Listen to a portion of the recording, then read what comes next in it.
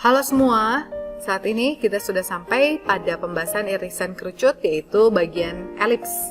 Nah, untuk kompetensi dasarnya masih sama, yaitu kita akan menganalisis konsep sifat-sifat elips dalam menyelesaikan masalah matematika, mendeskripsikan hubungan antara elemen-elemen elips dalam pemecahan masalah, dan juga menganalisis data terkait unsur-unsur atau elemen-elemen elips dalam menggambar kurva dan mengidentifikasi sifat-sifatnya. Oke, kita akan mulai pada bagian video kali ini. Yang akan kita bahas adalah persamaan elips horizontal.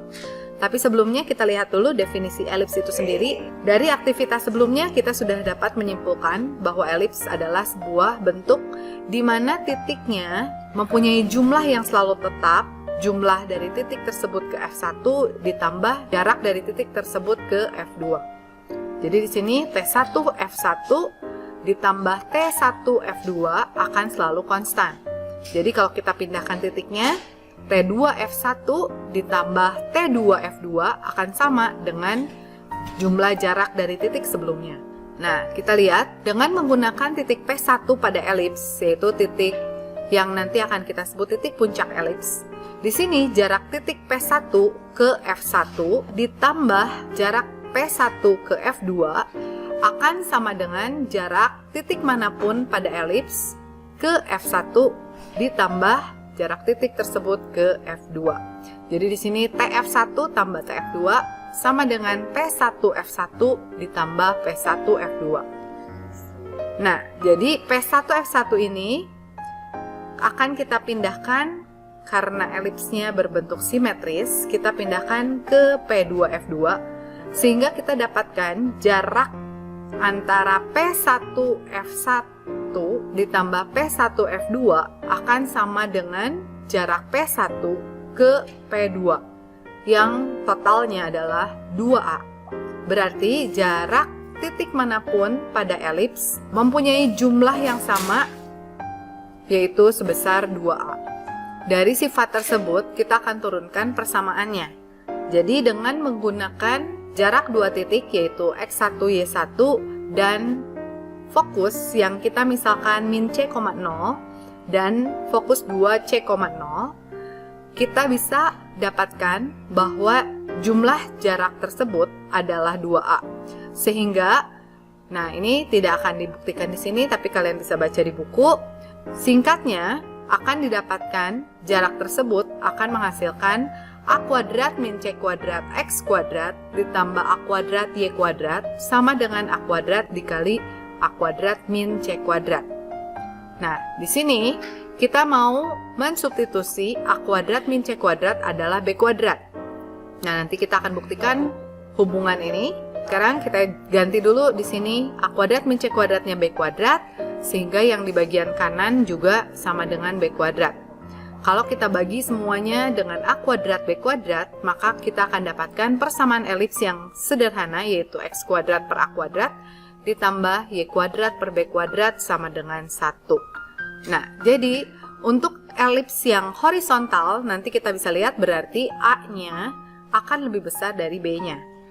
Nah, kita lihat kalau kita potong terhadap sumbu X, yaitu waktu nilai Y-nya 0, waktu Y-nya 0 kita akan dapatkan X itu akan sama dengan plus minus A. Nah, di sini berarti dua titik yang kemudian nanti akan disebut sebagai titik puncak elips, yaitu min A,0 dan A,0. Sedangkan sumbunya di sini, sumbu dari elips horizontal adalah sumbu X yang disebut sebagai sumbu mayor. Kemudian ketika X-nya sama dengan 0, dengan cara yang sama kita substitusi di sini bagian suku pertama akan menjadi 0 dan Y-nya akan menjadi plus minus B. Sehingga titik potong dari elipsnya menjadi 0,B dan 0,min B. Sedangkan sumbu Y ini juga nanti akan disebut sebagai sumbu minor. Untuk 0,B dan 0,min B akan disebut sebagai titik puncak sumbu minor. Tadi fokusnya sudah kita misalkan memiliki koordinat min C,0 dan C,0. Garis yang melalui fokus sama seperti di parabola akan disebut sebagai garis latus rectum. Sini untuk elips kita mempunyai dua garis latus rektum, yaitu X sama dengan min C dan X sama dengan C.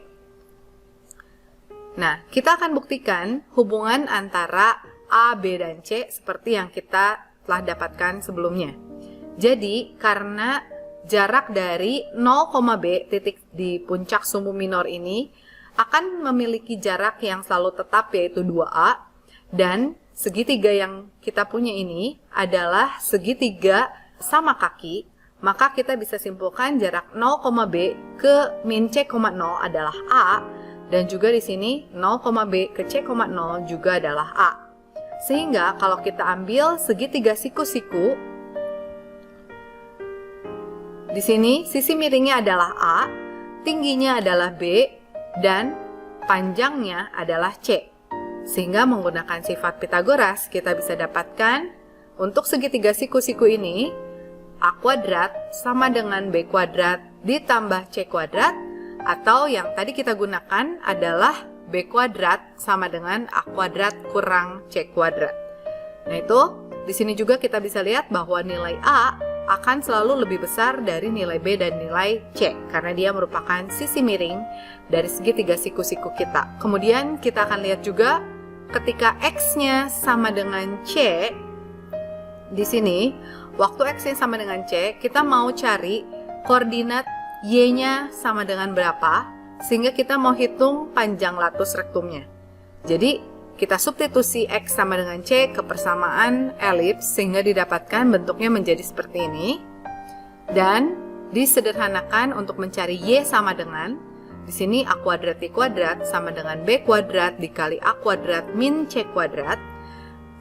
Karena A kuadrat min C kuadrat adalah B kuadrat, maka di sini kita dapatkan A kuadrat Y kuadrat sama dengan B pangkat 4.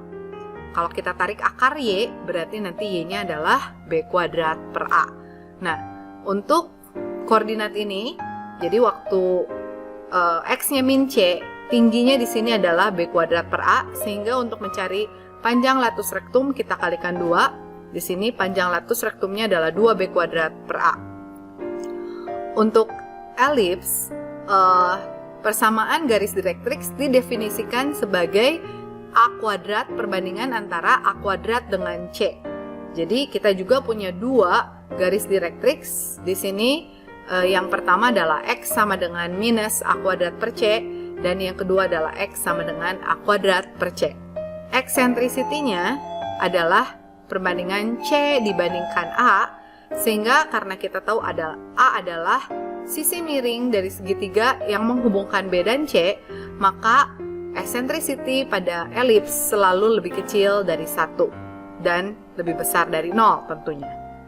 Yang perlu kita ketahui dalam menentukan elips adalah yang pertama, nilai A kuadrat akan selalu merupakan nilai yang lebih besar kalau kalian lihat di posisi penyebut. Jadi, kalau nilai yang lebih besar itu ada di bawah X kuadrat, maka elips tersebut akan menjadi elips horizontal. Pada elips horizontal, fokus dan juga puncak sumbu mayor akan juga berada di X-aksis, sedangkan garis direktrix dan juga latus rektumnya itu sejajar dengan sumbu Y. Dan nilai C kuadrat itu biasanya merupakan nilai fokus yang kita hitung dari selisih kuadrat A kuadrat dan B kuadrat. Dan yang terakhir, untuk penjelasannya tadi kita lihat elipsnya berpusat di 0,0. Jika elipsnya memiliki pusat di alfa, beta, maka kita akan mentranslasi setiap titik-titiknya dan menambahkan alfa ke nilai X dan juga beta ke nilai Y-nya. Nah, sampai situ penjelasannya, kita akan lihat contoh soalnya. Nanti kita coba lagi di pertemuan kita berikutnya. Bye-bye, stay safe, and God bless you all.